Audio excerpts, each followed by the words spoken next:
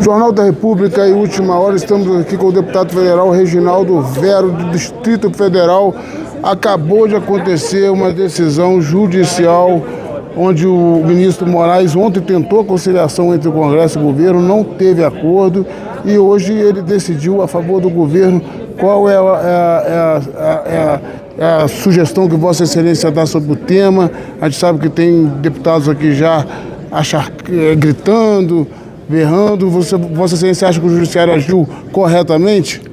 Olha, todas as reações são absolutamente naturais e estão inseridas no processo democrático. Fala-se o que quer, grita-se o que quer.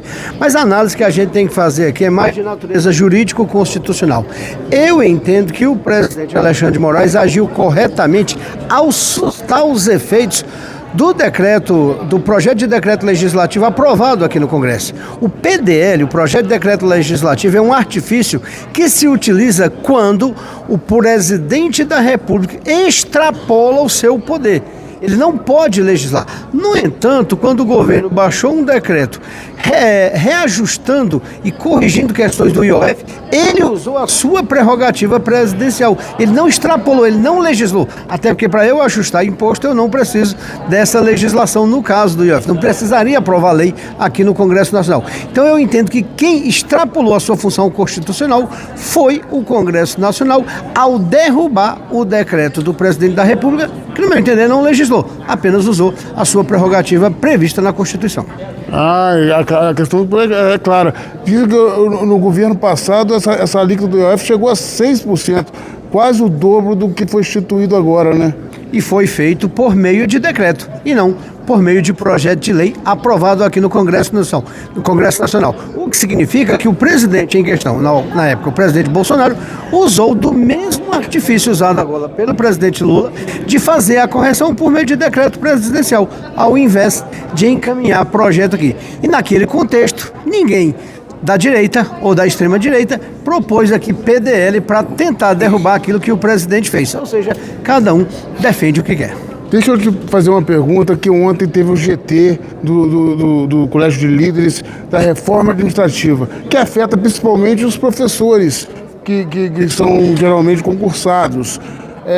Vossa Excelência, sob o pretexto de acabar com super salários, estão fazendo essa mudança, a PEC 32. O que Vossa Excelência entende de que tem que ser reformado administrativamente? Olha só, eu participei como membro do grupo de trabalho da reforma administrativa e o texto final até que ele é muito generalista, e isso é que é pior. O que vai ser feito com esse texto é que nos preocupa. Por quê? Ele pode se transformar em uma PEC, e aí vai ter que passar por todo o processo de tramitação, vai ter que ter uma comissão especial, ela vai ter que ir para o plenário, ou ela pode virar um PLP para alterar apenas aqueles termos que não mexem diretamente com a Constituição, ou o que é pior, que é o que eu temo que aconteça, que esse texto e suas propostas sejam agregadas à PEC 32, que é a famigerada PEC da reforma administrativa, altamente danosa ao servidor público, na questão da estabilidade, na questão do acesso por meio do concurso público, e aí sim a gente tem que ficar de olho. Por quê? Porque a PEC 32 já está no ponto de ir para o plenário. Então agregar essas ideias à PEC 32 seria extremamente perigoso para o servidor público. A gente vai ter que ficar de olho na questão da estabilidade, que não mexa com isso, que isso é que dá garantia para o servidor público. A gente vai ter que ficar de olho na questão da contratação temporária e a gente ainda vai ter que ficar de olho no que vai ser proposto aí em relação a trabalho remoto. Tudo isso é uma forma de perder qualidade no serviço público e nós, servidores, não podemos permitir que isso aconteça. Claro.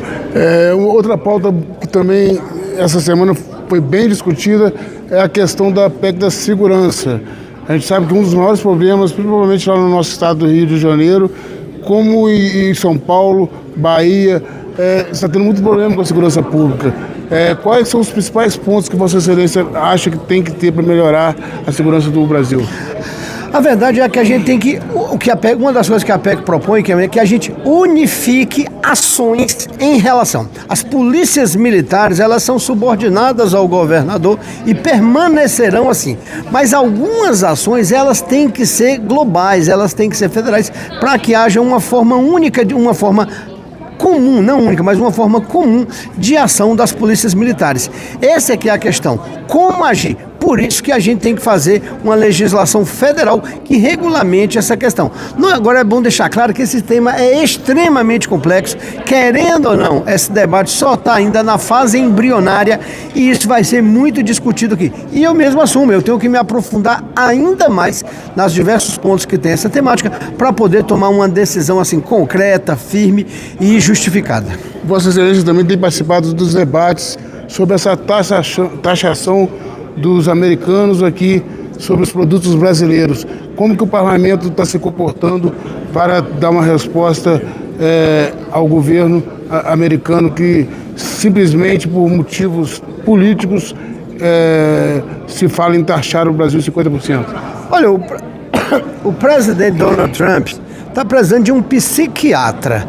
Ele tem uma postura absolutamente megalomaníaca e ele não acha que é o presidente dos Estados Unidos e nem do mundo, não. Ele está achando que é o presidente do universo.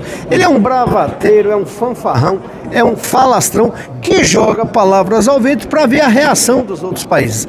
A verdade é que o Congresso Nacional aqui está indo na baila dessa polarização e esquecendo o que há de mais importante. Aqui parte critica as ações do Trump, assim como eu, tem que criticar mesmo, parte fica apoiando e vamos usar uma expressão aqui bem vulgar mesmo, lambendo o ovo do presidente americano, puxando o saco, lambendo bota. Isso é inadmissível e acabam esquecendo o que é maior, a soberania nacional. Fora qualquer disputa política interna nossa, uma coisa tinha que ser consensual: a defesa da soberania nacional. Problema de família a gente resolve na família e não deixa o de outro vir se meter. E quando alguém da família apoia o externo a se meter, ele está traindo a própria lógica familiar. Isso é só uma analogia para a gente falar a respeito da importância de se preservar a nossa soberania.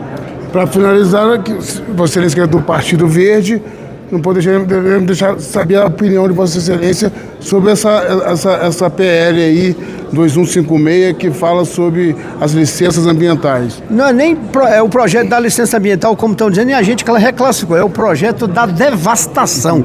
É um absoluto retrocesso à legislação ambiental construída historicamente, com muita seriedade, pelo meio científico, pelo meio acadêmico, pelos movimentos sociais, pelos movimentos ambientalistas. O Brasil tem uma legislação ambiental muito moderna. Precisa a gente fortalecer ainda mais os órgãos de fiscalização para que ela seja colocada em prática. O problema é que do jeito que está, é igual o ex-ministro do meio ambiente daquele governo que a gente sabia que era negacionista, que dizia que tinha que passar a boiada. Do jeito que está sendo proposto, vai passar a boiada, vai passar tudo.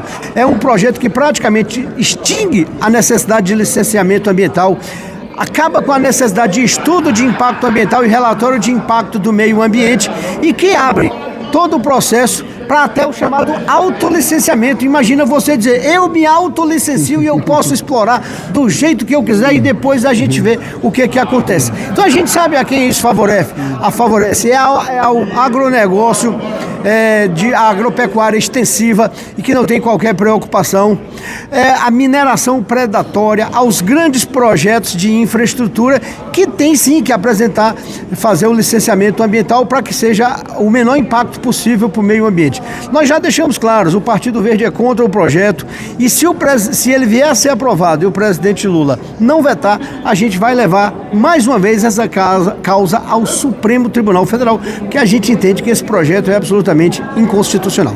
Muito obrigado por nos ceder seu tempo sagrado e estamos sempre à disposição. Última hora, notícia levada a sério.